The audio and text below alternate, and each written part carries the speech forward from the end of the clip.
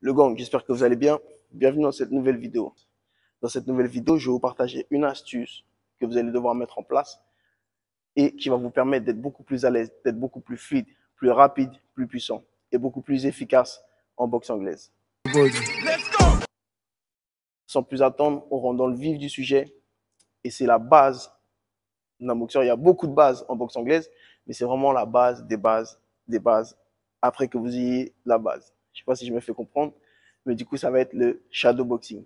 La même chose sans haltère.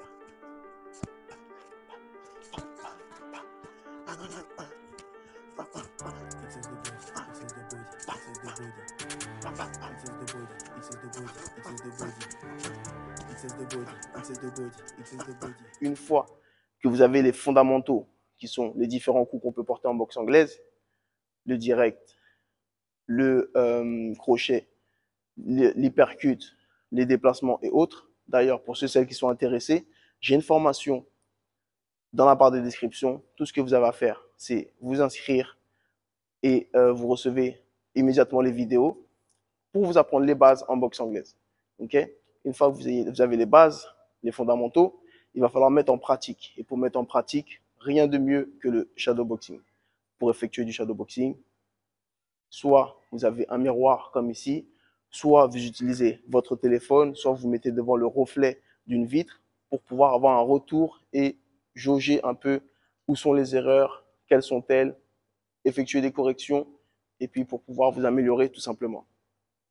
Donc le shadow boxing, une astuce que je veux que vous mettiez en place et à chaque fois que vous effectuez du shadow boxing, ça va être tout simple, c'est d'imaginer un adversaire en face de vous, d'accord? On ne fait pas du shadow pour faire du shadow, on imagine un adversaire en face de soi à chaque fois. Donc cet adversaire, qu'est-ce qu'il fait? Il remise des coups, il se déplace, il n'est pas tout droit comme un sac et il ne remet pas de coups, d'accord? Il fait des feintes, il se déplace, lui aussi il frappe fort. Voilà, il y a beaucoup de paramètres qu'il faut prendre en compte et qu'il va falloir s'imaginer pour effectuer un shadow efficace et qui va vous permettre du coup de vous sentir beaucoup plus à l'aise, que ce soit sur le ring, au sac, dans tout ce que vous allez mettre en place derrière en boxe anglaise. D'accord? Donc à chaque fois que vous effectuez du shadow, mettez l'intensité dans vos coups, mettez de la vitesse, essayez de le surprendre, mettez-lui des feintes, d'accord? Mettez des esquives, remisez les coups, vous déplacez-vous, d'accord? Tous ces paramètres, tous ces différents paramètres qui font que vous allez beaucoup plus à l'aise, beaucoup plus fort, beaucoup plus stable dans votre boxe, d'accord? Donc c'est à vous de jouer. N'oubliez pas, dans la barre de description, une formation offerte et gratuite pour vous. C'était aussi de la chaîne XS Boxing. À vous de jouer. D'ici la prochaine vidéo, portez-vous bien.